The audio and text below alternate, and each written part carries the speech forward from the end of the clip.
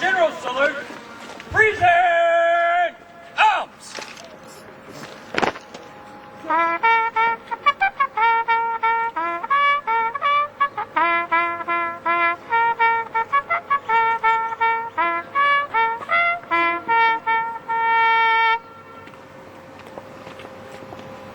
Gun!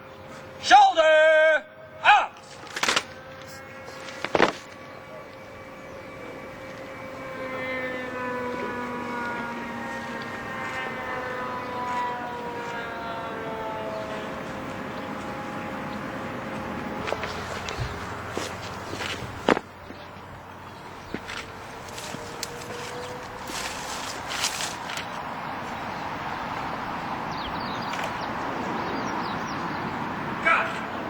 General salute!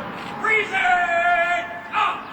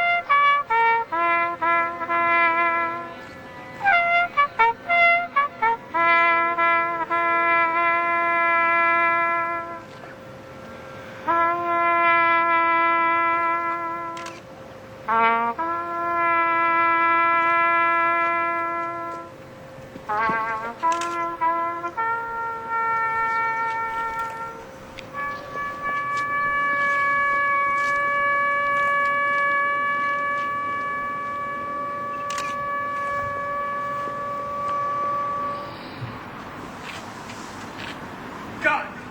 Shoulder! Up!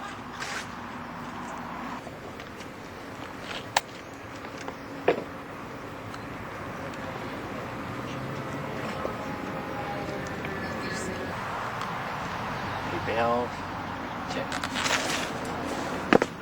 Quick mark.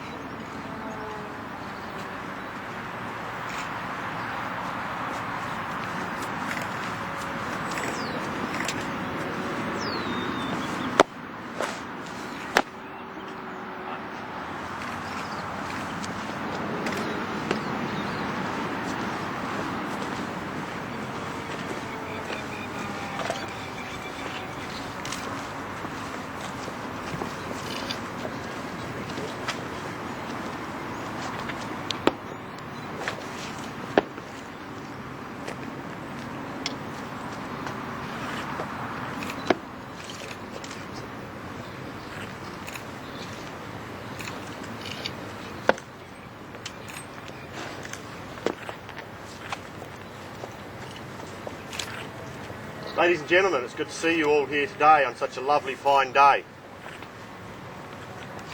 It's appropriate for me to, as the CEO of the Trentham Military Camp, to welcome you all here, particularly Gabby. It's good to see you here. It's all come together finally. To the Mayor of Upper Hutt, welcome. Also to the Mayor of Wellington, thank you very much for making the trip up the highway here today. To our local MP, Chris, good to see you here as well. Thank you for all coming.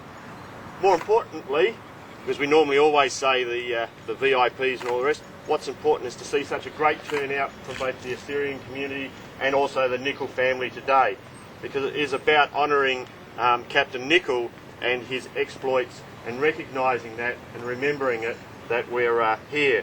So thank you all for coming. And when I was approached to support this from 7th Battalion to try to help to kick it along in placing a plaque, you always sit there as the person being asked and go, right, okay, is there any fishhooks with this? So I asked myself, who is Captain Nicol?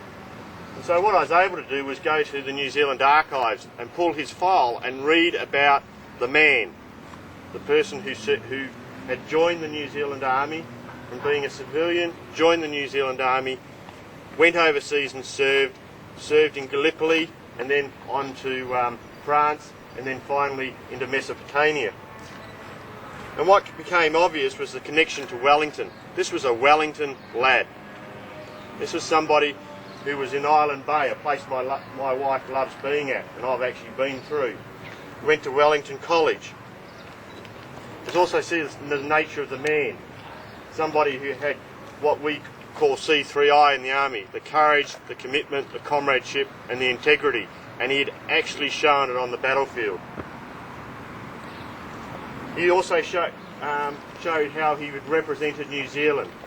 He had kept New Zealand named high in the view of the world. He had done the right thing. He had been there and served. And also what was quite obvious was also how his service represents the span of Trentham Military Camp. Here's somebody who represents the beginning of what became Trentham Military Camp. He was here in 1914 through 1915 and left here and went overseas. So that connection to the Wellington area was quite clear. The connection to Trentham Military Camp then becomes obvious.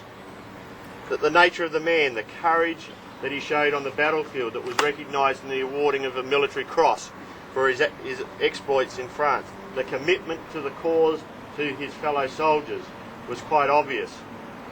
The comradeship that he showed, and also the integrity. When you lead, you have to actually get out there and do the hard yards, and in where he ultimately died, going out trying to retrieve ammunition